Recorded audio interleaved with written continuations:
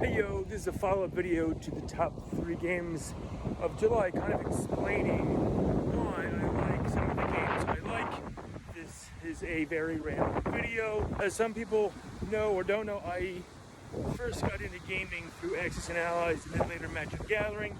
So instantly, games with combat, games with dice, and deck building are my bread and butter.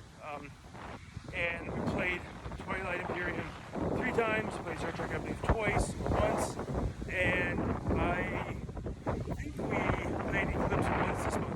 But all these games have a lot of things in common. Well, yeah, sure, they're all space, but they all have tech. And as also a child of the 80s, late 90s, early 90s, I love games like Civilization.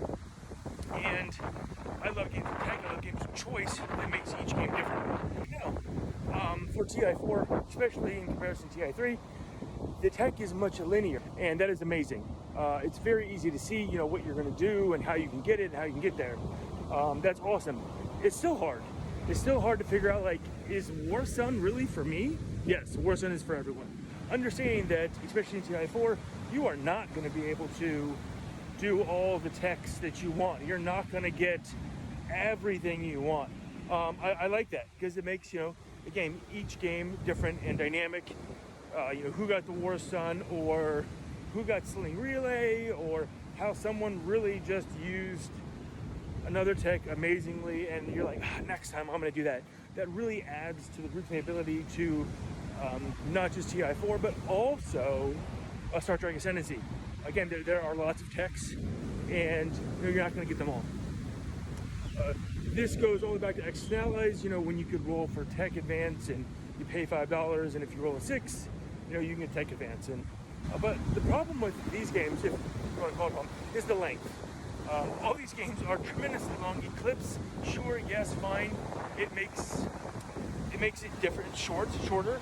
But those damn discs, the economy of discs in Eclipse is just a humdinger. It's just the thing that breaks everybody's back, is those discs. And either you're in front of that disc game or you're just getting absolutely blindsided. But again, I really like Eclipse. I just wish that the aliens were a little bit different. And Eclipse does make that 4X war game style shorter, but kind of to the detriment.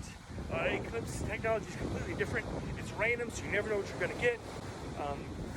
That being said, one of our first games, no one got orbitals, and then the next game, orbitals came out super early, and everyone had orbitals, and economies were just humming along, and it felt like that's how the game was supposed to go. Orbitals are the way. But no one wants to play Eclipse again. We played, I think, 3 or 4 times, and it's TI or Star Trek that people go towards, and I completely understand that. Eclipse is more of an accountant's game, if you will, and people are going to be yelling at me, Eclipse is the best. That's fine. I really enjoy Eclipse.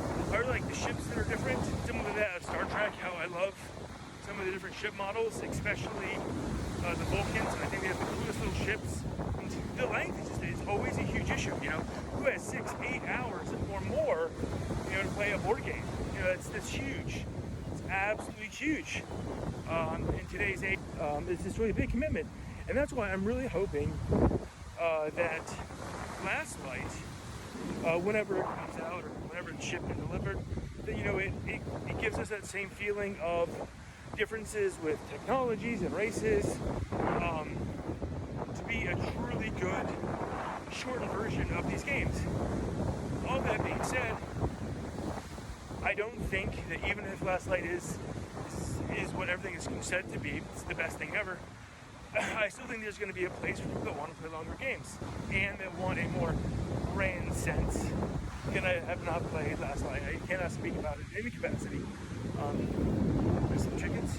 I just really like the idea of sitting around with a bunch of people, and everyone starts off as friends, so to speak, and then as the game evolves, turns go, friendships are broken, friendships are made, and it's just an awesome experience that tells a story. And that for me is one of the reasons I love board games. They tell a story. Remember that one time when we flew around and destroyed Earth and won the game, and I was the sixth player and no one thought I was a threat, whatever.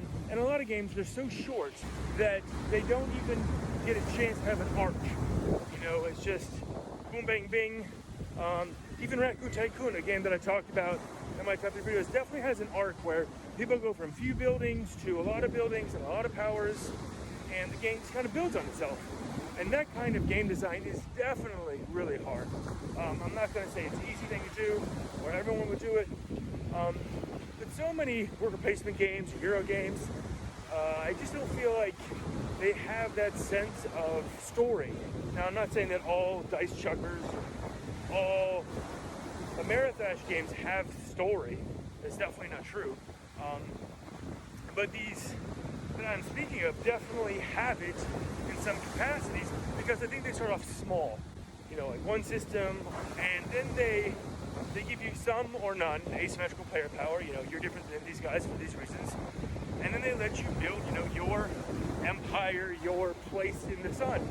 And I think that's what really lets you thrive and make your, you know, your Vulcans or your Romulans different than anybody else's. You know, the tech that came out, the tech that you got, the planets that you took, or the discoveries that you made while, you know, flying around is the game. And in some ways, I'm gonna kind of poo-poo on one of the first Kickstarters to ever go, which is Zaya. Zaya doesn't feel like you have a story. And again, people are gonna like yell at me here, but like, I've only played Merchants and Marauders like twice, and I also feel that Merchants and Marauders doesn't make me feel that way. And here's my why. It's too slow. You know, moving around in those games just feels too slow. The exploration feels almost too far away for it to be like a connective narrative. And I bring up these two games because they're both the same game with different veneer. Cody, the man that made Zaya, openly says that the Merchants and Marauders was his direct influence. And I see exactly why he says that, and I completely agree with that. We're gonna turn around. But I feel like those games are too slow, while time-wise they're actually shorter than TI or Star Trek or Eclipse. But something about their storytelling tempo feels off. Again, also, in those games, you only have one ship. And in the previous games, you have many ships. And that's another thing. That I originally was really intrigued with the idea of having a single ship and flying around, or a single boat and sailing around. And that's awesome. That's really cool. But the fragility of that became super apparent, and then the risks became so high that it just became like, this is like everything that I have. Unlike Star Trek, Eclipse, and TI, you're like, I'll just build more ships, whatever, let's go.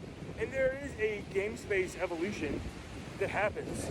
You know, people play games like Cody, play Merchant Marauders, like, we can do this better. And I definitely like Zaya, not just because it's space, more than Merchants and Marauders, but because the game seems to go faster than Merchants and Marauders. Wow! And that's true, but at the same time, it's just not fast enough. And I like games that, again, like, can play more people, and to be honest, Zaya is best with 3. Merchants is around that 3 or 4, but, you know, it's Star Trek. 6, 8 is fine, you know, and Star Trek has a heck of a lot of downtime, but I am terribly interested in what everybody's doing on their terms in Star Trek and TI. You know, once you learn the text, you are definitely interested in what people are doing. It kind of tells you where they're going, you know, and what missions they're going after that they have not yet got. Hands here, there we go. It's probably a better view. Give us more water. For these reasons and a lot of others, like, why I like and why I kind of get people to play longer games. One game that I talk about that I haven't included is Clash of Cultures. Clash of Cultures is better with 4, I think, and has a tech tree. The tech tree is stagnant. You know, it is the same for everybody, and that's really good because there's a lot of text in comparison to TI4 and Star Trek. But Clash of Cultures is really all about leaning in to that culture. And I really love how the Monumental Edition is the whole game. You know, there is nothing more. And by the way, Clash of Cultures is made by the same guy that made Merchants and Marauders.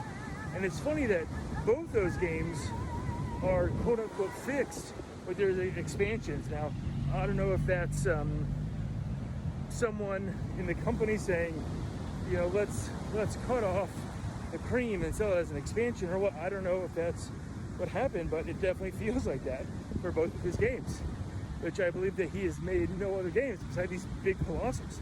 And I really love Clash of Cultures. It's also just very hard to get at the table because of its format and its very aggressiveness. The points of Clash, TI, and Star Trek are unique and yet different. For example, in TI, you know, they're all public, but you have secret objectives. In Clash, the objectives are pretty much all known, and everyone has the secret objectives, which they can claim at the status phase, which does make, you know, the game more interesting. And I like secret objectives. In Star Trek, you know, it's 5 ascendancy, and I consider this the blandest of all. I really wish there was some secret objectives, or there was some captains, and I think there's some fan-made expansion or something. And that's why Star Trek usually is the lowest on my list, because it just feels so bland.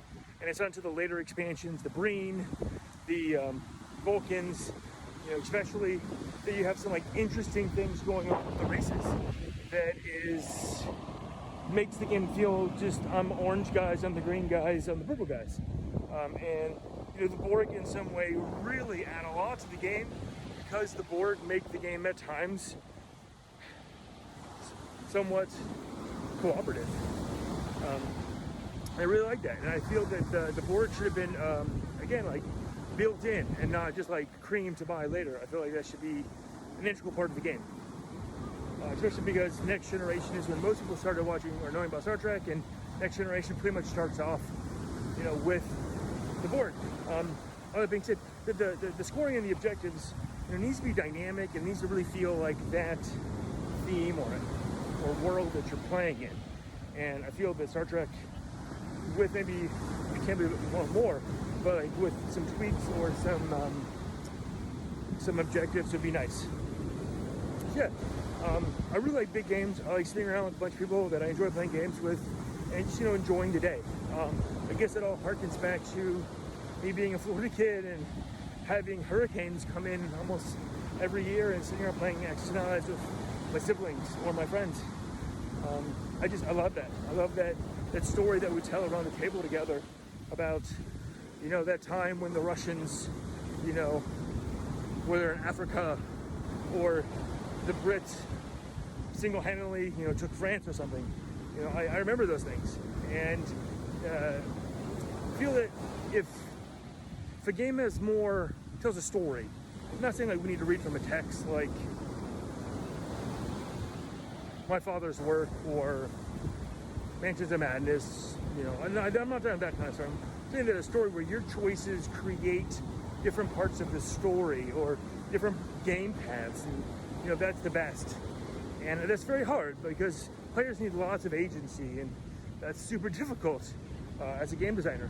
But I'm not really super interested in playing, you know, 4-player, 3-player, get resources, turn them into points kind of games. While that's good and all, I definitely enjoy some Stone Age because I feel like it's a race for those Civ cards. Those just don't do it for me. And again, if they do it for you, awesome, and more power to you. And tell me, what is your favorite 4-player Euro game or 3-player Euro game? I think Targi is an amazing 2-player game because of all the tension about where someone goes. I love that. You know, tension is good in games. But when I first got into modern gaming, you know, I really liked Belfort because it was I think it held 5 people, and it was best when like everyone was just pushing and struggling for their little piece of the pie, and the game actually had little pie pieces, and I love that. But the wash, rinse, repeat of get resources, buy things, I don't know, it just got old, and I sold the game, and I kind of want the newest expansion just for, you know, put it on the shelf. But That's just such a waste. Yeah, and I don't like games that are overly complicated for the sake of overcomplicated, or an extra cog. And sure, people can say like, "Oh, Clash isn't that way," or TI4 isn't that way, or but I feel like On Mars to me is, I'm sure that's a Lazarda game. It's just like it's just too many things. It's like to do this, you have to go into space to get the copies, and this just slows the game down. When the game is called On Mars, and a lot of it is needing you to go into space, feels a bit out of sync. But yeah, I just really like the games. I'm looking forward to playing a game of diplomacy in the near future. And I hate everyone. That's great. But yeah, I just like big games, and that's why I kind of seems like people like big games too to come to Game Tree. So anyway, let me know. There's a lot of rambling. What you guys think, and what is your favorite like big? It can be space or non-space. And someone actually turned to me and said, "Why are most games like space or civilization?" And it's like, I don't know. I mean, like, I really like Brass. I suck at Brass, but I like the systems there. It's unique, and again, that tells a story. When you build a coal mine here, and that affects this and this, and like everyone remembers that. And people are jumping off and slapping hands and saying Zynga. That's an awesome feeling. When you're playing a 4-player hero game. Maybe people think I'm contradicting myself, but Brass tells a great story, and it's one of the reasons why it's number one. It just tells a great story that everything you do, and when those level 1 buildings go away, we're back here again, and building up that empire and knowing this is going to happen really changes the way you play subsequent games of Brass, especially when you know what you're doing. And Brass is definitely a game that encourages you to come back and play again and figure out how you do this game, how you play this game. And to me, those are some of the favorite, growing up with a Nintendo or not having a Nintendo, and being like, how does this game work? What does this button do? Figuring those things out. That's the fun. Or 6-player games, for example, like Libertalia, but just is so card dependent and reading. And I don't know, we'll try and get that gameplay a little more in the future, but yeah, and I don't like Scythe. I feel it's very boring. And in some ways it's solvable, and people can argue with that, but that's fine. I just feel like Scythe should have more combat. I feel that a lot of games should have more combat, but for whatever reason, games these days just have less combat, and that's fine. But to me, that seems less boring. Just like, for example, I really like Gizmos, but I find the theme to be absolutely just dull. I feel like that's something would have been better than what they did, which I feel is nothing. Well, you're making a Gizmo. The game's called Gizmos, and especially most people, they can't gravitas towards that. There is no like, ooh, I'm building this cool thing. While, for example, Seven Wonders, you cannot argue with its success, or with Seven Wonders Architects, the fact that you're building a certain thing really roots you in that, even if your little player powers do absolutely nothing. And Seven Wonders is a big game, and that was one of the first 7-player games that I ever played and played a lot of and played the snot out of. And I definitely like Seven Wonders Architects just because it's faster and it gives people a nice introduction to some rules mechanics.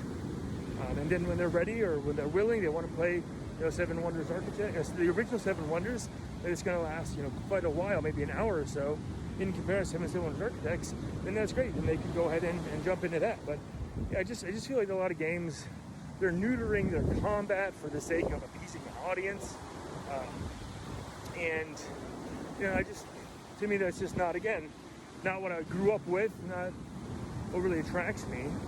Changing cubes into more cubes to get victory points, that can be fun. There's a place for that, but I just feel that so many games nowadays, that's all it is. And even looking at the top 5 games on BGG, it just seems like, okay, cool. It's just about efficiency engines, and while that is or can be enjoyable, I don't feel the vast majority of people are really honeymoon horny on efficiency engines. They like luck, they like chance, they like weird things happening, event cards, and those are things that people most likely remember about games. And I remember playing Russian Railroads and just so much hype and like being really excited to play it. And just as soon as I was done, I was like, that was fun. I don't ever need to do that again, but that was fun. And now I know people are going to be saying like, oh, but your number 1 game is Terraforming Mars, and you say it's best with 2 players, and yeah, that's true, and it can also be played with 5.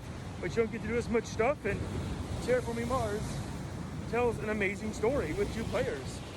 You know, it's just that's what it does, and that's what I'm into with gaming. And so anyway, drop a comment on what is your favorite game that tells a story and is memorable to you, and that you think about the next day when you're done playing it. Anyway, this is Stu Bob from Phuket for Game Tree Cafe. This is maybe the first of many, I don't know, more rambling vlogs or something. All right, ciao ciao, bye bye.